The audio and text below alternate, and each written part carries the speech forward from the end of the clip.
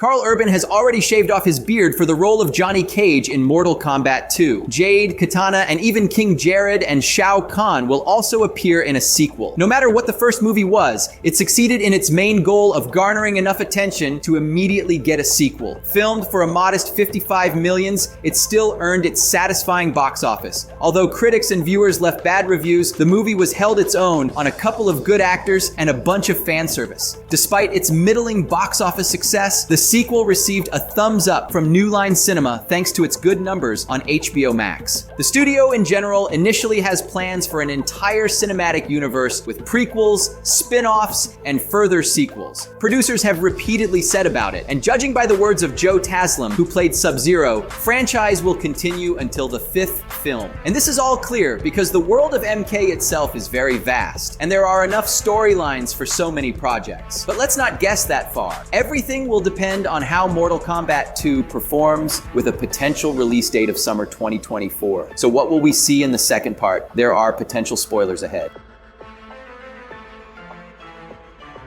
As you may remember, the first movie ends with Raiden's words that the Earthrealm needs new fighters. And Cole Young has already gone to Hollywood to get Johnny Cage. It's officially confirmed that he will be played by Karl Urban from The Boys. And this is Scott Adkins' reaction, who also auditioned for the role. Honestly, I also think that Urban doesn't quite fit Johnny Cage's type. He has a Kano vibe and would have been the perfect choice, but we have what have. When there are actors like Glenn Powell or wrestlers like The Miz who expressed a huge desire to star as Johnny, it's strange that Warner Brothers made more of a marketing move than a canon view. Yes, Karl is a good actor and gorgeous as the brutal Billy Butcher, but his appearance somehow doesn't match the Hollywood guy with sharp jokes. He can play, but still, there were more suitable actors. Regarding other characters, it is known that Louis Tan will return to the role of Cole Young, and he will once again be the central protagonist. He will bring Johnny Cage into the team, and according to rumors, he will become the new second Scorpion by the sequel's ending. Honestly, I don't really believe it, but this information has been going around since last year, and the writers could change plot details at any time. Speaking of them, the director of the sequel will remain Simon McQuoid. It will also be produced by Todd Gardner, as well as Aquaman's director, James Wan. Jeremy Slater, known for Moon Knight, wrote the screenplay, but he is often listed as a co-author, and when he writes alone, the projects turn out so-so. But his passion for unexpected twists and endings will likely find its way into the new Mortal Kombat. So we are waiting for surprising scenes in the finale. Maybe the twist with Cole Young and Scorpion isn't just idle chatter after all. We just have to wait for the movie itself. The filming location was Australia, specifically in Queensland Studios. Films such as Aquaman, Pirates of the Caribbean 5, and Thor Ragnarok were filmed here. While the first Mortal Kombat was filmed in southern Australia with a more desert terrain, the sequel will head to the Gold Coast, which is a more diverse location. Characters also returning include Ludi Lin's Liu Kang, Sonya Blade, Jax, Shang Tsung, and Raiden. And Joe Taslim's Sub-Zero, who died in the first movie, will become Noob